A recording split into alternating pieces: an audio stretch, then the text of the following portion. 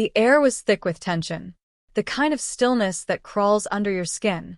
In the middle of the night, the phone rang, a shrill, jarring sound that cut through the silence. At first, there was only a strange silence on the other end. Then a voice, low, breathing heavily. "I know what you did." The words hit like a slap. The fear it carried was palpable. Cold sweat slid down the spine. The voice knew too much. But how? Who was this? A moment passed. Then a click. And the line went dead. The next morning, the world shifted. It was a quiet town. Nothing out of the ordinary. Until the discovery. A body was found. Cold and lifeless. It wasn't just any body. The victim had been close to someone. Too close. The shock was almost unbearable. How could something like this happen? And why now? People began to whisper. The rumors spread like wildfire. Who could have done it? Who could have been so close, yet so distant? Each person had their own theory. But the truth was far darker. And it was coming for them. Weeks passed. The phone calls kept coming. Each one more chilling than the last. The voice was always the same. Tick-tock, time's running out. Fear turned into paranoia. No one felt safe. Not even in their own homes. Then one night, the truth came out. The phone call came as usual. But this time there was a name. The person behind it all. A name everyone knew. And suddenly, the world stopped. The revelation hit like a freight train. It couldn't be true. The name was familiar, yet so wrong. It was someone they had all trusted. Someone they had known for years. A close friend. A confidant. The shock was paralyzing. How could this person be capable of such horror? How did they hide it so well? But the truth was undeniable. Evidence began to surface. Fragments of a twisted story. The phone calls, the threats, the cryptic messages. It all pointed back to one person. The very same person who had seemed so harmless. So normal. Days passed, but the fear didn't subside. It clung to the town like a dark cloud. No one knew who to trust anymore. The investigation deepened. And with each turn, a new layer was uncovered. A trail of deception, manipulation, and lies. Then one night the phone rang again. This time, the voice was calm. "I warned you," it said. But this time, there was no mistaking the tone. It was not the voice of someone hiding in the shadows. It was the voice of someone who had nothing left to lose. The line went dead. The next morning, the town awoke to chaos. A second body had been found. This one was different.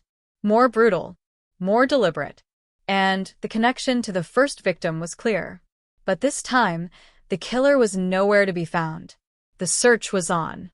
The town was gripped by terror. The sense of safety they once had was gone. And still, the phone calls continued. Each one a reminder. A promise. That the killer was closer than they thought. Days turned into nights, and the air grew heavier with dread. The town was on edge, every face a mask of fear. Neighbors no longer greeted each other with smiles. Eyes darted suspiciously, as if everyone was hiding something. The once peaceful streets now seemed suffocating. The phone calls hadn't stopped, each one more chilling than the last. With each ring, the fear clawed deeper. Then came the message, the one they all dreaded. A voice, cold and calculated, said, "You can't run from me." And the line went dead. That night, a group of the town's bravest gathered.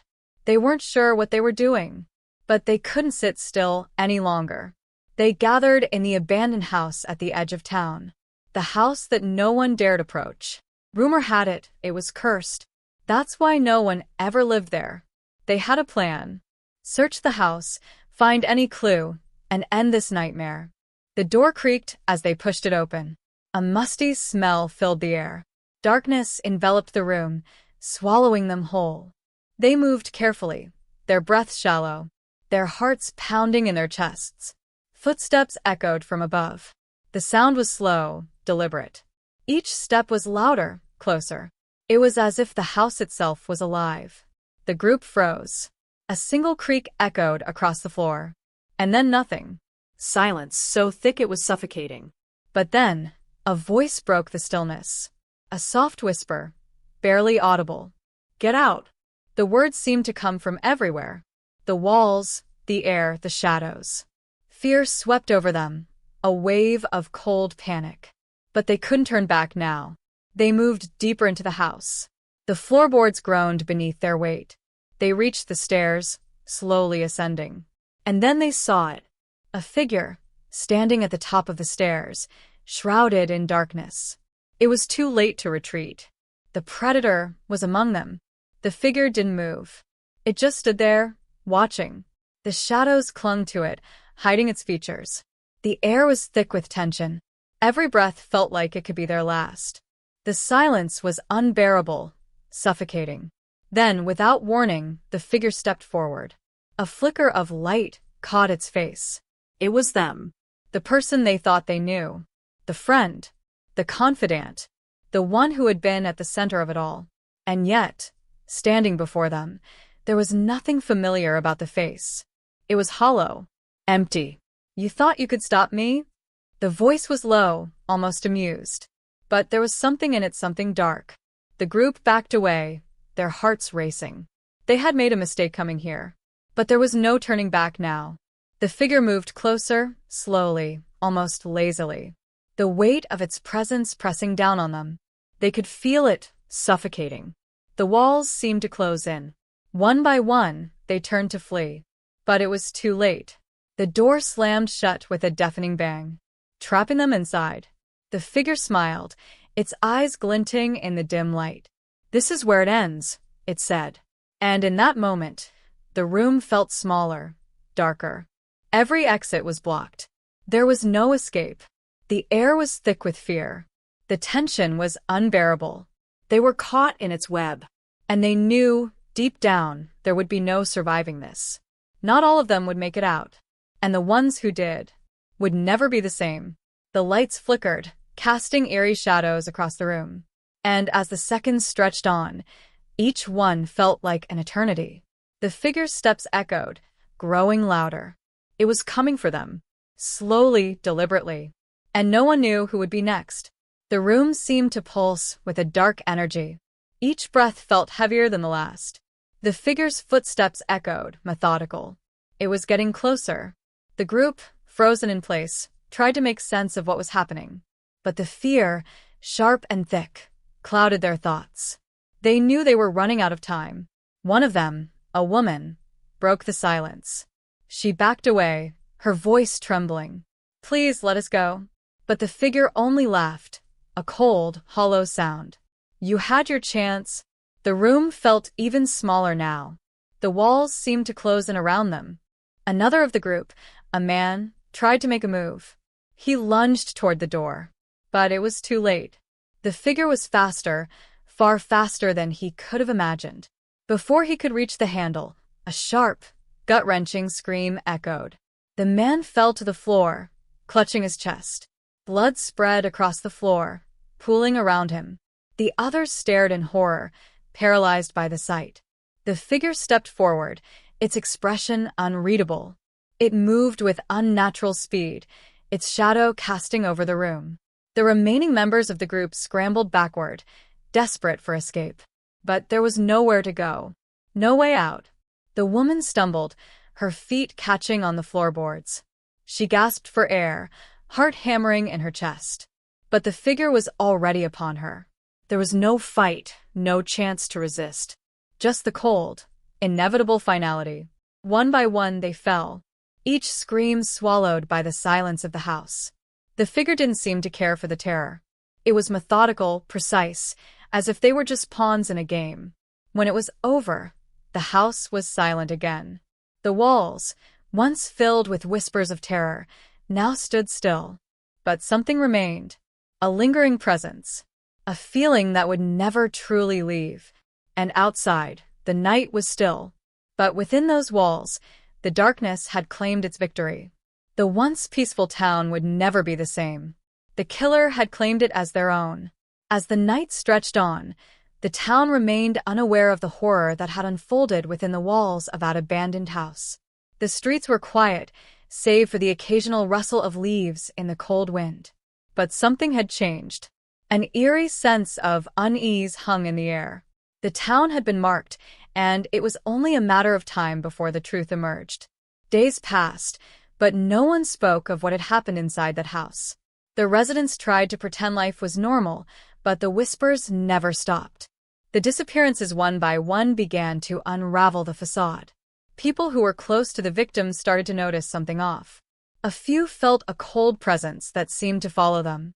Others began receiving strange, cryptic messages. The phone calls resumed, though now, the voice was not as familiar. It was colder, emptier, filled with malice. The first victim's family received a call late one night. The voice on the other end said only 2 words. "Your turn." The chilling realization set in. The killer hadn't stopped. In fact, they were watching, waiting for the next move. No one could escape. A storm was brewing, and the town's very foundation began to crumble under the weight of fear.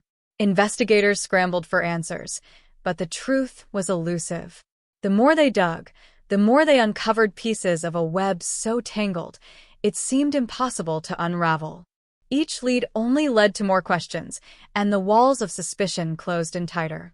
Every face in the crowd seemed suspicious, even the most familiar ones. Trust had eroded, and paranoia spread like wildfire. People began to lock themselves inside their homes, afraid to go out after dark. Rumors circulated about the identity of the killer, each theory more disturbing than the last. But none of them were right. The killer wasn't someone they'd expect. The truth was far more sinister. And the town was about to learn that sometimes the most terrifying monsters are the ones that look just like us. The sun barely crept over the horizon, casting a faint, eerie light over the town. It should have been a new day, a new beginning. But in the hearts of the townspeople, there was no hope left. They knew what was coming. It was inevitable. The phone calls continued, relentless. Each one a whisper of dread, each one more personal than the last. Names were mentioned, names of people still alive, people close to the victims. And in the darkness of the night, no one dared answer the phone. The investigator, once determined, now found himself lost. The evidence was overwhelming, but it led nowhere. Every theory fell apart like brittle paper. Nothing made sense. Until one night, he received a call. He thought it was just another twisted game, another cruel joke. But the voice was different this time. It wasn't mocking. It wasn't cold. It was almost human. "I know what you've been looking for." The words sent a chill down his spine. The voice was familiar now, no longer the faceless phantom it once was. It was a voice he'd heard countless times before. It was someone he trusted. Suddenly, everything clicked. The pieces fell into place, one after another. But the realization hit too late. He was too far gone to stop what had been set in motion. The killer was not a stranger. Not a shadow lurking in the night. It was someone he had known his entire life. Someone who had been a part of the town's very fabric. The truth, when it came, was more horrifying than anything he could have imagined. The killer wasn't hiding. They were right there, watching, waiting. The investigation had always been a game to them. And now, the final move was in place. The investigator, trembling, followed the call to the abandoned house, the same house where the nightmare had begun. He knew it was a trap, but he had no choice. The door creaked open, and he stepped inside, heart racing. The house was dark, empty. And then, the familiar voice whispered from the shadows. "Welcome home." The room was colder than it should have been. The silence deafening. The investigator stood at the threshold, his heart pounding, a sense of dread crawling up his spine. He knew it was over. The game had come full circle. The shadows seemed to stretch, shifting unnaturally in the dim light. There was no escape now. The figure emerged from the darkness, slowly, deliberately. The same eyes, the same smile, he had seen it before. It wasn't just the killer he had chased. It was the very person he had trusted with his life. The figure stepped into the light, revealing the face that had once been a friend. But now it was a mask of something else, something darker. A twisted version of who they had been. "Did you really think you could stop me?" the voice asked, mocking. "I've been here, all along. Watching." Waiting. You were always too blind to see. The investigator's hands trembled. His mind raced, trying to piece together the fragments of the past, the clues that had been there all along. But it was too late. Everything had been planned. Every step had led him here. The figure took another step forward, and the investigator froze. He couldn't fight it anymore. The darkness had claimed this place, this town, and all of them within it. The killer's grip on the town was complete. And there was no redemption, no way to undo the damage. Everyone thought they were safe, the figure whispered, eyes glinting with satisfaction. They were all part of the plan. Every single one of them. And as the investigator stood there, paralyzed by the overwhelming realization, the figure moved in. There was no struggle, no final act of defiance. Just the slow, inevitable descent into darkness. Outside, the town remained still. But beneath the surface, the fear would never end. The killer had won. The truth had been buried, and the town would never be the same. The night claimed the last of the town's innocence, leaving only silence behind.